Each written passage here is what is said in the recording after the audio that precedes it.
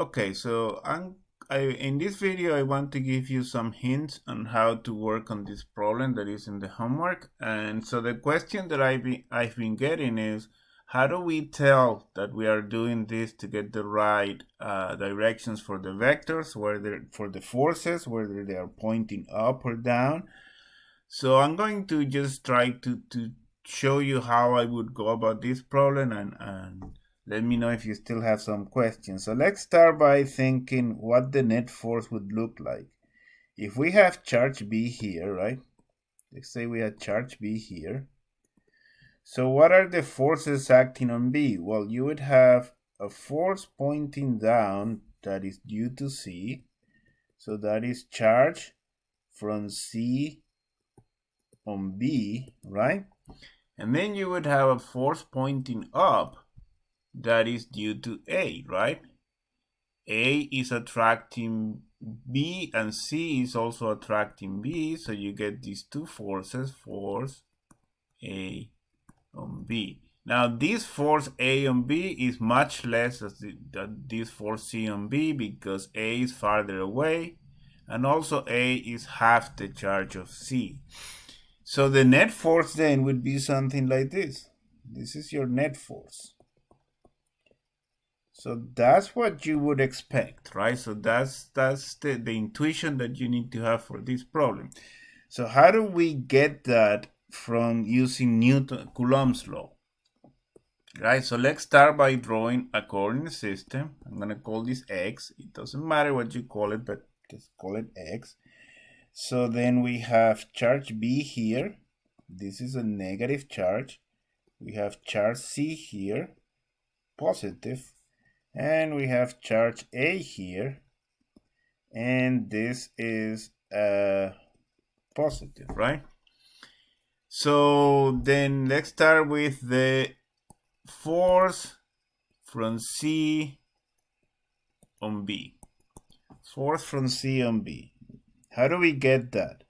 Well, we are going to write Coulomb's law, so we start with the constant K. Then we have the charges, right? So the product of the charges, which is QB, QC, right? So QB is a negative number. It's minus 2 nanocoulombs. QC is a positive number. So this product here is going to be a negative number. Remember that. And then this is divided by B squared, which is the distance between the two charges. And now we need a unit vector.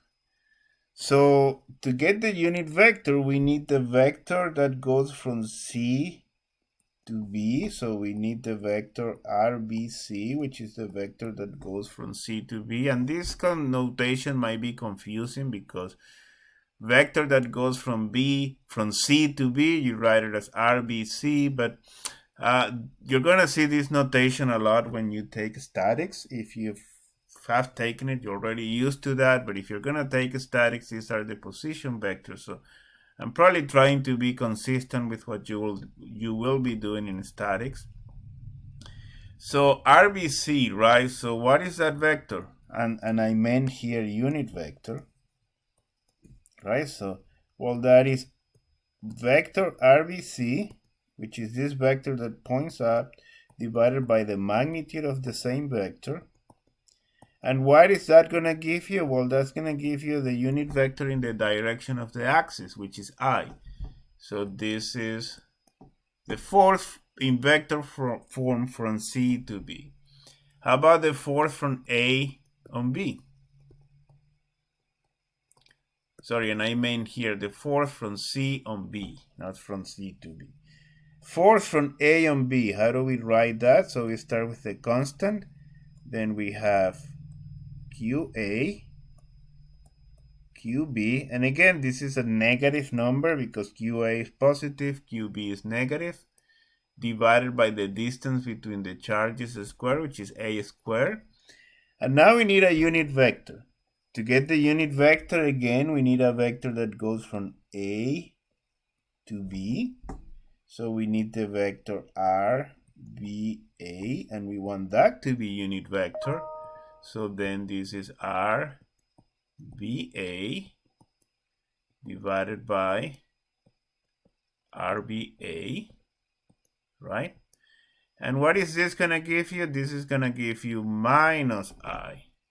You see, because it's pointing down.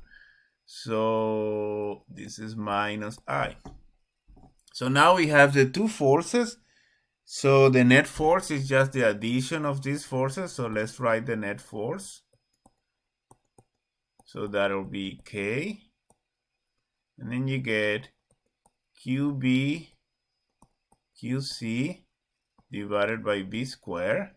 And now the second part is minus, because you have that minus for the from the I there, is QA, QB divided by A squared, and all this in the I direction. And this already has the right signs, right? So you get here a minus sign here that is going to come down here, and you get here another minus that is going to cancel this. So another way to write this would be using absolute values. This would be K, and then you would get here a minus QB, QC, but you need to take the absolute value of that divided by B squared, and then you would get here a plus, then you would get QA, QB divided by A squared, then you would get here an I. So this is how you would work the right signs and the right directions for the vectors using Coulomb's law and vector notation. And so on, you see that either this equation or this equation here is consistent with our initial intuition about the net force and how the forces have to end up being. All right, so that's all for now. Let me know if you still have any questions.